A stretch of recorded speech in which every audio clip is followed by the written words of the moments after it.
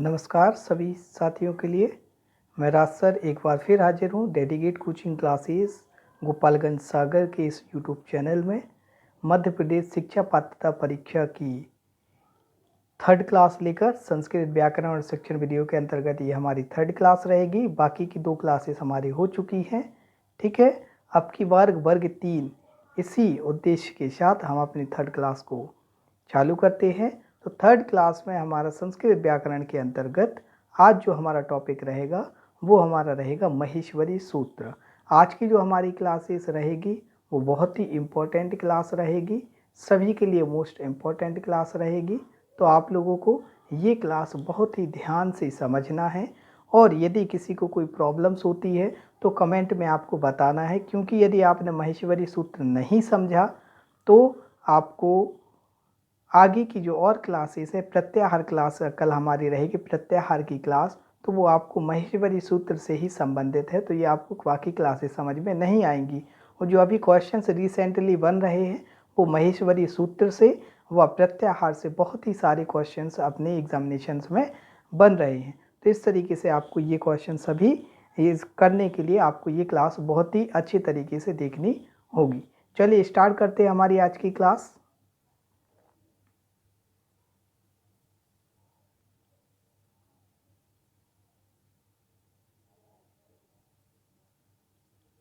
चलिए आज की जो हमारी क्लासेस है, हमारी आज की क्लास रहेगी महेश्वरी सूत्र पर आधारित।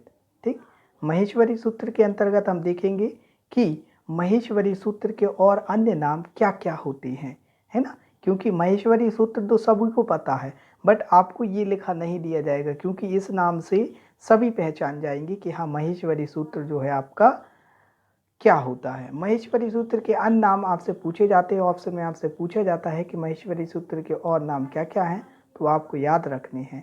ठीक, तो महेश्वरी सूत्र के अन्य नाम में यदि कहा जाए तो महेश्वरी जी ने, महेश्वर मतलब शिव जी ने, शिव जी द्वारा आपका डमरू बजाया गया था। कितनी बार बजाया गया था? नव पंचवारम, 9 और 5 14 बार डमरू बजाया गया था, जिनसे जो वर्ण निकले हुए थे तो पाणि द्वारा उनको रचित किया गया था, उन वर्णों को लिखा गया था। तो इसलिए इन्हें पाणिनि द्वारा लिखा गया, तो इसको बोलते हैं पाणिनीय सूत्र। इनको पाणिनीय सूत्र भी बोला जाता है। महेश्वरी सूत्र को पाणिनीय सूत्र भी बोला जाता है। ठीक, इस प्रकार से शिव जी ने उसे लिखा हुआ था, शिव सूत्र भी बोला जाता है। इसे क्या बोला जाता है? शिव सूत्र भी बोला जाता है। अब देखते हैं इनमें जो शिव सूत्र आपका होगा, जो भी आपका पाणिनि का सूत्र महेश्वरी सूत्र होगा, इसकी मदद से हम प्रत्याहार का निर्माण करेंगे। अभी हम आपको बताएंगे प्रत्याहार क्या होता है। ये एक संक्षिप्तीकरण होता है। जैसे कि आपको स्वरों को बोला जाता है अच, अच क्यों बोला जाता है वो आज आपको हम बताएंगे। जैसे आपका व्यंजन, व्यंजन को बोला जाता है हल, हल क्यों बोला जाता है, तो ये भी आपको आज महेश्वरी सूत्र की मदद से आपको सीखना मिलेगा। जो अच है, जो हल है, ये आपके प्रत्याहार हैं, ये आपके महेश्वरी सूत्र से ही बनाए गए हैं। ठीक है, तो प्रत्याहारों का निर्माण होगा इससे, तो इसे बोला जाएगा प्रत्याहार सूत्र। और इसमें आपका अक्षरों को, पूरे अक्षर इसमें समावेशित है, पूरे अक्षरों का इसमें समावेश है, इसलिए इसे बोला जाता है अक्षर समानाय, अक्षर समानाय। तो इसमें पूरे अक्षर आपके जितने भी होते हैं संस्कृत में उन पूरे का समावेश है, इसलिए इसको अक्षर समानाय भी कहा जाता है। अक्षर को वर्ण भी कहते हैं, तो इसको हम वर्ण समानाएं भी कह सकते हैं। और इसी से अपनी पूरी संस्कृत बनी हुई है, तो हम इसे संस्कृत व्याकरण का आत्मा भी कहते हैं। संस्कृत व्याकरण की आत्मा किसे कहा जाता है? महेश्वरी सूत्र को कहा जाता है। तो एक बार फिर से हम नाम देख लेते हैं। उपदेशात्मक सूत्र नाम से भी इसको जाना जाता है। तो महेश्वरी सूत्र के अन्य नाम क्या क्या हुए? शिव सूत्र, क्योंकि शिव जी द्वारा भी डमरू बजाया गया था। प्रत्याहारों का इससे निर्माण होता है, तो इसको प्रत्याहार सूत्र भी बोलते हैं। वर्णभेद, क्योंकि सभी वर्णों का भेद इसमें होता है, सभी का डिस्ट्रीब्यूशन होता है। पहले वाले सूत्र में किस किस कौन कौन से वर्ण आएंगे, दूसरे सूत्र में कौन से वर्ण आएंगे, तो इस तरीके से आपका वर्ण भेद भी किया गया है। अक्षर समामनाएं और वर्ण समामनाएं, क्योंकि इसमें अक्षर और वर्ण सभी समावेश है, तो इसको अक्षर समामनाएं या वर्ण समामनाएं भी कहते हैं। संस्कृत व्याकरण की आत्मा भी कहते हैं और पाणिनीय सूत्र भी बोलते हैं। और उपदेशनात्मक सूत्र भी बोला जाता है। तो ये इतने इसके अन्य नाम हैं, ये आपको याद रखना है, आपको ऑप्शन में पूछे जा सकते हैं। ठीक, आगे बढ़ते हैं। ये है हमारा महेश्वरी सूत्र।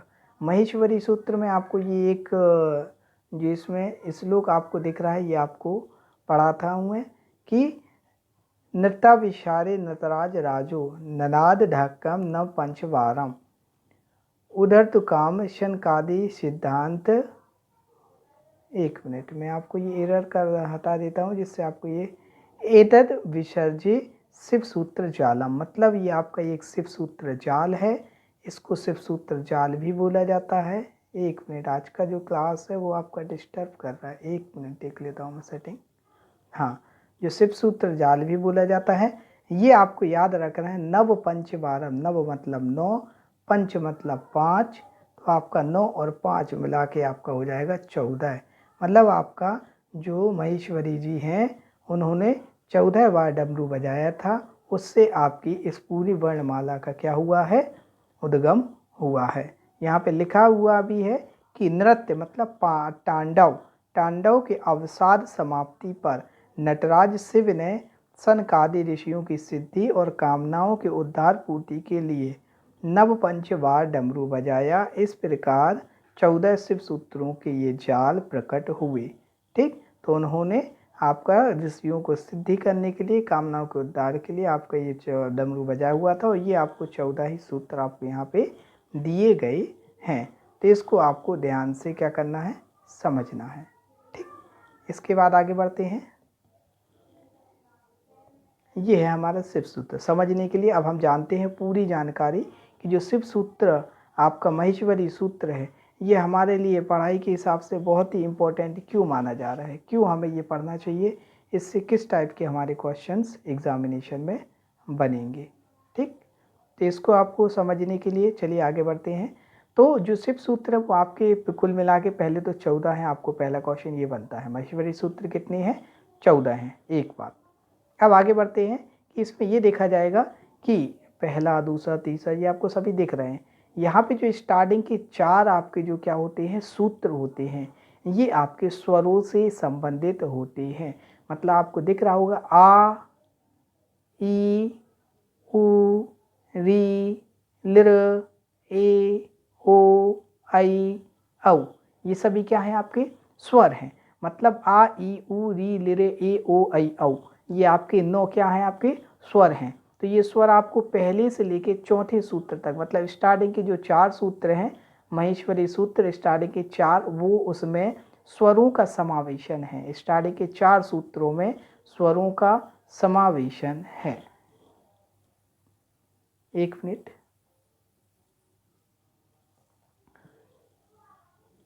ठीक, इसके बाद आगे बढ़ते हैं। स्टार्टिंग के 4 क्या हैं आपके, महेश जो है सूत्र से संबंधित हैं। आगे जो 5वां और 6वां है, इसमें या व र ला, या व रा ला क्या होते हैं, आपके अंठस्थ होते हैं। तो जो 5वां और 6वां सूत्र है उसमें आपके अंठस्थ वर्णों का समावेश है, उनका वर्णन किया गया है। जो आपका 7वां सूत्र है, इसमें सभी वर्णों के 5वें अक्षरों का समावेशन है। कौन से वर्ण, वो हम देख लेते हैं। ये हिंदी वर्णमाला है, का वर्ग, चा वर्ग, टा वर्ग, ता वर्ग, पा वर्ग, कुछ टू पू भी बोला जाता है। इनके 5वां वर्ग ये हैं, डा, ऊ, ड, न, म। तो इन सभी 5 वर्णों का जो 5वें वाले अक्षर हैं, इन सभी का जो आपका क्या महेश्वरी सूत्र में है, वो आपका 7वें सूत्र में इनका क्या किया गया है, वर्णन किया गया है। तो ये आपको याद रखना है। तो 7वें सूत्र में किनका वर्णन किया गया है, कुछ टुटुपू के 5वें वर्णों का वर्णन किया गया है।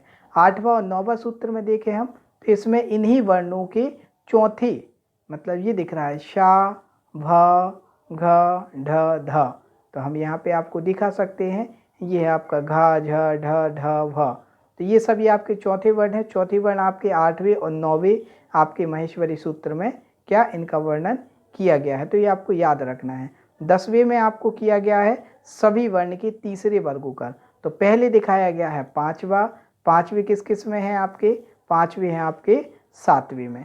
उसके बाद 8वें और 9वें में सभी के चौथे वर्ग, 10वें में आपका तीसरा वर्ग, 11 में और 12 में इनमें आपका पहला और दूसरे वर्गों का समावेशन है। ये ऐसा उल्टा क्यों चल रहा है? जैसे आप का देखोगे तो का बनता है के से, खा देखोगे तो वो बनता है के एच से। तो जिसको बोलने में ज़्यादा समय लगता है, जैसे का बोलोगे तो जल्दी बोलोगे खा, तो खा में थोड़ा ज़्यादा समय, जिसके लिए ज़्यादा समय लगता है उनका पहले वर्णन किया गया है। तो खा पहले लिखा है, यहाँ पे हम देख सकते हैं। तो पहले जिनमें ज़्यादा समय लगता है वो वर्ण का यूज़ किया गया है, उसके बाद फिर जो इसमें कम समय लगता है उनका उपयोग किया गया है। इसके बाद जो आपका आता है कौन सा, 11वीं और 12वीं में, ये आपको बता दिया कि पहले वर्ण आते हैं। जो लास्ट का 13 और 14वां सूत्र बचता है उसमें ऊष्म, जो ऊष्म आपके वर्ण होते हैं श श शाह, तो इनका आपका वर्णन किया गया है। तो एक बार फिर रिवाइज करते हैं। जो महेश्वरी सूत्र है इसमें 14 सूत्र होते हैं। स्टार्टिंग के जो 4 हैं उसमें आपके स्वरों को समावेशित किया गया है। 5वीं और 6वीं में अंठस्थ वर्णों का समावेशन है। 7वें में आपके सभी के पावर 5वें वर्ण, सभी वर्ग के 5वें अक्षर, और 8वें और 9वें में सभी वर्ग के चौथा वर्ण, 10वें में आपका तीसरा, 11वें 12वें में आपका पहला और दूसरा वर्ग, और लास्ट 13 और 14 में आपका दिख रहा होगा यहाँ पे कौन सा, 13वां और 14वां में आपके ऊष्म वर्ण श का आपका क्या वर्णन किया गया है। यहाँ पे हम देख सकते हैं पहली से 4 में जो है उसमें स्वरों का वर्णन किया गया। स्वर आपके कहाँ से, लेकिन आ से स्टार्ट हुआ और चा तक समाप्त हुआ। तो आ से लेके चा तक में आपके सभी स्वर्ण हो आ गए, इसलिए इसे बोला जाता है आ और चा अच, इसलिए इनको अच बोला जाता है। मतलब आ से लेके रा तक में जितने आएंगे वर्ण उनको बोला जाएगा अण प्रत्याहार के अंतर्गत आ रहे हैं। आ से लेके का तक में जो आपके ये लास्ट वर्ण होते हैं, ये वाले जी जितने भी लास्ट हैं, ये आपके महेश्वरी सूत्र में आपका इनका उपयोग नहीं होता है। ये केवल आपको प्रत्याहार निर्माण के लिए इनका लास्ट में उपयोग किया गया है।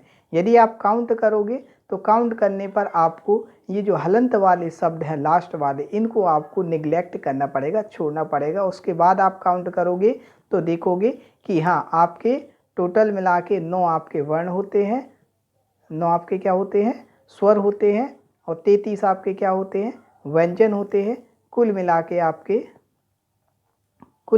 आपके यहाँ पे हो जाएगा 42 आपके क्या होते हैं महेश्वरी सूत्र के अनुसार आपके पूरे वर्ण होते हैं, जो कि हमने आपको पहली क्लास में, दूसरी क्लास में शायद बता दिया है कि महेश्वरी परंपरा के अंतर्गत कितने आपके वर्ण होते हैं, कौन कौन से होते हैं, स्वर को कितने भागों में बांटा गया, व्यंजनों को कितने भागों में बांटा गया। तो वो आप पुरानी क्लासेस देखें तो उसमें पूरा रिवीजन हो जाएगा। अभी आज की जो हमारी क्लास है वो महेश्वरी सूत्र पर है, तो हम महेश्वरी सूत्र को ही आगे बढ़ते हैं। तो इसमें हम आपको ये बताना चाह रहे थे आ से लेके चा तक में आपका क्या सभी स्वर का वो वर्णन हुआ है, तो इसको अच प्रत्याहार के अंतर्गत दिया गया, इसलिए स्वरों को अच भी बोला जाता है।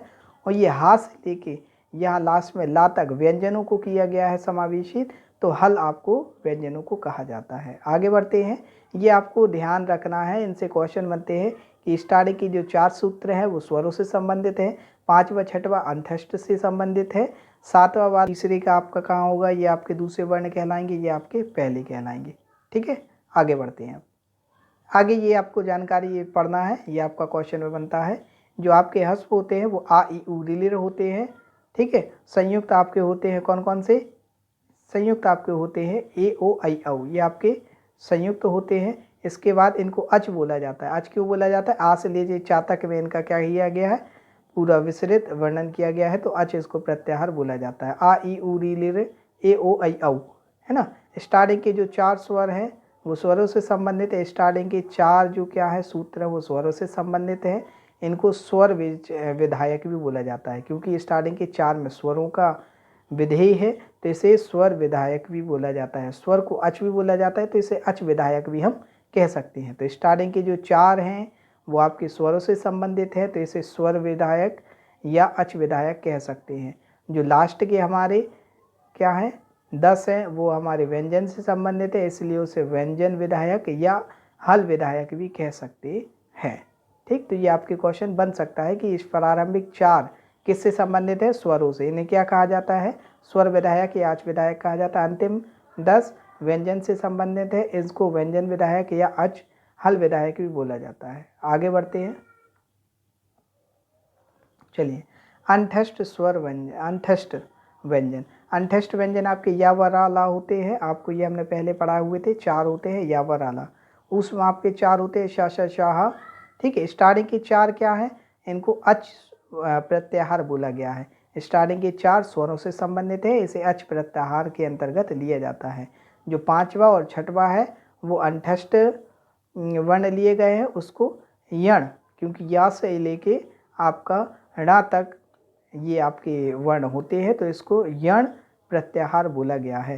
जो 7वां है उसमें सभी वर्णों के 5वें वर्ण को लिया गया है, तो उनको यम प्रत्याहार बोला जाता है। 8वें और 9वें जो सूत्र है उसमें चौथे वर्ण लिया गया है, तो उसको झस प्रत्याहार नाम दिया गया है। जो आपका 10वें सूत्र है उसमें तीसरे वर्णों को लिया गया है, तो उसको जस प्रत्याहार बोला जाता है। 11वीं और 12वीं में दूसरा और पहला वर्ण लिया गया है, तो इसको खय प्रत्याहार बोला जाता है। ये आप महेश्वरी सूत्र में चेक कर सकते हैं किस प्रकार से आ और चा के बीच में आपके सभी स्वर आ रहे हैं, तो इनको अच बोला गया। या और ना के बीच में सभी आपके अंठस्थ आ रहे हैं, तो इसको यण प्रत्याहार बोला गया। यण प्रत्याहार में आपके सभी अंठस्थ क्या आते हैं, अंठस्थ वर्ण आ जाते हैं। जो यम है ये इसको, इसमें आपको सभी के 5वें जो है वर्ण आ गए, तो 5वें वर्णों से संबंधित प्रत्याहार कौन सा है, यम होगा। तो इसमें आपसे संबंधित प्रत्याहार पूछा जाता है कि 4 स्वरों से संबंधित प्रत्याहार कौन सा है, अच होगा। 5 अंठस्थ वर्णों से संबंधित प्रत्याहार कौन सा होगा, यण होगा। आपका चौथे वर्णों से सभी कुछ टुटुपु वर्ग के चौथे वर्णों से संबंधित जो आपका प्रत्याहार उसका नाम क्या है, झस है। ठीक है, ऊष्म, ऊष्म आपके जो है शाशा शाह, इससे संबंधित आपका प्रत्याहार क्या है, तो वो होगा आपका सल प्रत्याहार। किन सूत्रों में इनका वर्णन किया गया है, तो 13वें और 14वें में इनका समावेश है। ठीक, तो ये आपको याद रखना है। आगे बढ़ते हैं। ये आपको कुछ क्वेश्चन है इस तरीके के बनते हैं, ये आपको हम बता देते हैं क्या कि हल वर्णाम किम प्रायोजन अस्ति, तो प्रत्याहार निर्माण, मतलब कि जो हल वर्ण है आपका पूरा किसके प्रायोजन में किया जाता है, प्रत्याहारों के निर्माण करने में इसका उपयोग किया जाता है। प्रत्याहार निर्माण किम प्रायोजन, प्रत्याहार का निर्माण क्यों किया जाता है, संक्षिप्तीकरण, अभी आपको बताया था संक्षिप्तीकरण।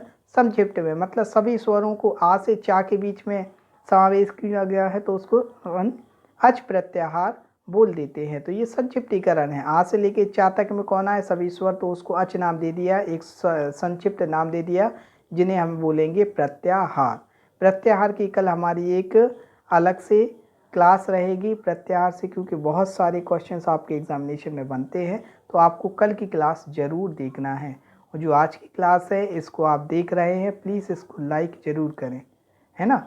और चैनल को यदि सब्सक्राइब नहीं किया है तो आप चैनल को सब्सक्राइब करें, क्योंकि जो भी वीडियो जैसे ही अपलोड होती है तो उसका नोटिफिकेशन आप तक पहुँच जाएगा। बेल आइकन यदि आप दबा के रखते हैं तो तुरंत आपके पास नोटिफिकेशन आ जाएगा, तो आप उसको क्या जल्दी से देख सकते हैं, समझ सकते हैं। ठीक है, और अपने कोर्स को, अपनी पढ़ाई को कंटिन्यू रख सकते हैं। आगे महेश्वरी सूत्र अनुसार है करी प्रत्याहार, मतलब महेश्वरी सूत्र के अनुसार कितने प्रत्याहार हैं, तो ये आपका मोस्ट IMP क्वेश्चन है, आपका एग्जामिनेशन में बनता है कि आपका महेश्वरी सूत्र के अनुसार कितने प्रत्याहार बताए गए हैं, तो कुल आपके 44 प्रत्याहार हैं। बट इसमें एक कंक्लूजन है, क्या कंक्लूजन है कि एक पाणिनि का अष्ट अध्याय है, उसमें 41 या 42 प्रत्याहार बताए गए हैं। तो कभी भी बोला जाए कि अष्ट अध्याय के अनुसार कितने प्रत्याहार है, तो आपको 41 ऑप्शन में है तो 41 बताना है, 42 ऑप्शन में है तो 42 बताना है, यदि दोनों हैं ऑप्शन में तो दोनों ही बताना है। ठीक, बट आपको बता देते किस तरीके से मूल इसके बताए गए हैं। जो आपका मूल प्रत्याहार होते हैं वो होते हैं 41, यदि का को और इसमें आप इंक्लूड कर दो तो वो हो जाते हैं टोटल 42। एक वर्णिक और उस उणादि, इनमें भी एक चय चय और एक में ओम, इन 2 प्रत्याहार को और बढ़ा दोगे तो आपके टोटल 44 प्रत्याहार हो जाएंगे। तो इस तरीके से कुल 44 प्रत्याहार महेश्वरी सूत्र के अनुसार बताए गए हैं। ये 2 यदि आप काउंट नहीं करोगे तो आपके महेश्वरी सूत्र के अनुसार 42 प्रत्याहार है। ठीक है, आगे बढ़ते हैं। ये आपके कुछ महत्वपूर्ण प्रत्याहार दिए गए हैं, अच, अण, अक, अट, अल, इक, उट। ठीक, इनमें आपको ये आपको होमवर्क दे रहा हूँ, इनमें आपको ये देखना है कि अच प्रत्याहार में कौन कौन से वर्ण आते हैं। जैसे अच प्रत्यय हुआ है तो अच में आ, ई, उ, री, लृ, है ना। उसके बाद ए, आ, ए, ओ, आई, औ।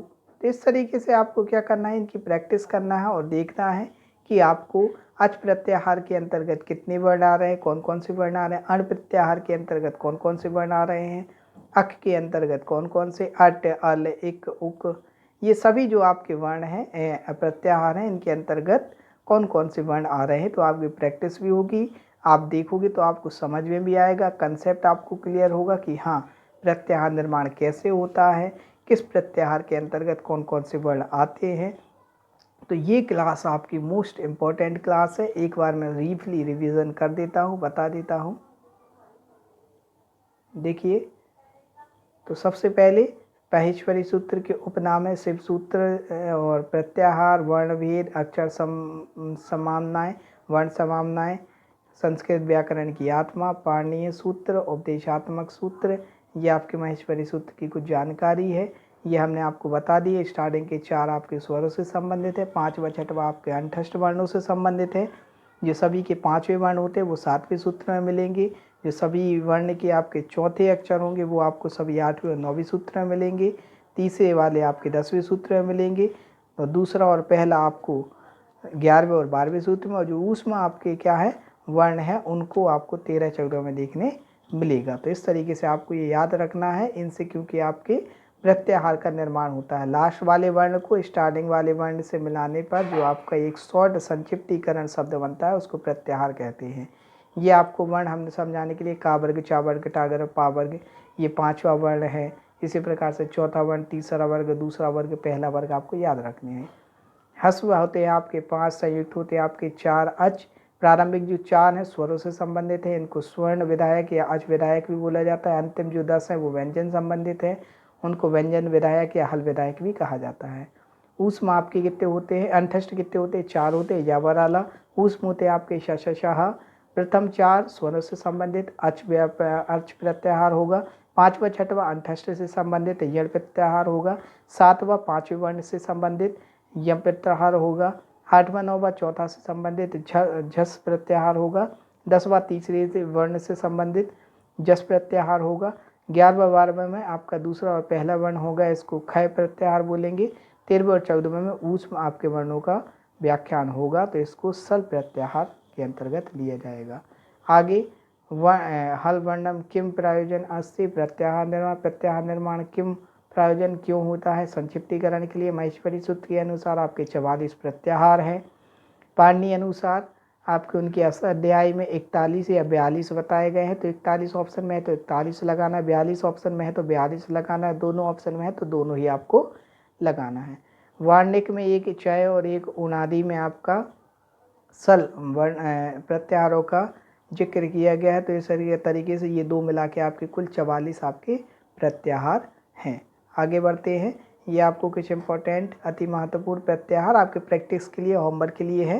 तो ये आपको होमवर्क में है, आपको देखना है कि अच प्रत्याहार के अंतर्गत कितने वर्ण आएंगे, कौन कौन से आएंगे, अण प्रत्याहार के अंतर्गत कौन कौन से वर्ण आएंगे, कितने आएंगे। तो ये आपको प्रैक्टिस करना है, जिससे आपको एक महेश्वरी सूत्र की पूरी इन्फॉर्मेशन जो बेसिक है वो आपको मिल सके। क्योंकि कल की जो हमारी क्लास रहेगी वो हमारी प्रत्याहार से संबंधित रहेगी। यदि आज की क्लास आपको समझ में नहीं आई तो एक बार और देख लें, क्योंकि नहीं तो कल की क्लास आपको बिल्कुल समझ नहीं आएगी। और कल की जो क्लास है वो मोस्ट इम्पॉर्टेंट रहेगी, जैसे कि आज की है। आज की क्लास संस्कृत का बिल्कुल पूरा जिस महेश्वरी सूत्र जिसने समझ लिया, जिसको प्रत्याहार समझ में आ गए कैसे बनता है, क्या होता है, तो उनको संस्कृत अभी आगे चल के बहुत ईजी लगने लगेगी। क्योंकि चाहे संधि पढ़ेंगे, समाज पढ़ेंगे, सभी में इन चीज़ों का अपन को उपयोग करने के लिए मिलेगा। तो ये थी हमारी आज की क्लास। आपको कैसी लगी, वीडियोस को लाइक ज़रूर करें, अपने दोस्तों के साथ शेयर करें, और इस क्लास का PDF प्राप्त करने के लिए आप टेलीग्राम ग्रुप को ज्वाइन कर लें, जिससे आपको इसका उसमें जो PDF है वो आपको प्रोवाइड होता जाएगा। यदि आप व्हाट्सएप से प्राप्त करना चाहते हैं PDF, तो 8959751627 पर मैसेज सेंड करें, प्लीज़ गिव मी PDF। तो आपको व्हाट्सएप से भी प्राप्त हो सकता है। वीडियोस को लाइक शेयर करें, चैनल को सब्सक्राइब करें। यदि आपको हमारा वीडियो पसंद आया है और इस प्रकार की आप अधिक वीडियोस लेना चाहते हैं, देखना चाहते हैं, तो आप चैनल को सब्सक्राइब करके बेल आइकन दबाएं, जिससे जैसे ही वीडियोज़ आपकी आती है तो आपको तुरंत ही नोटिफिकेशन मिले। सभी के लिए नमस्कार।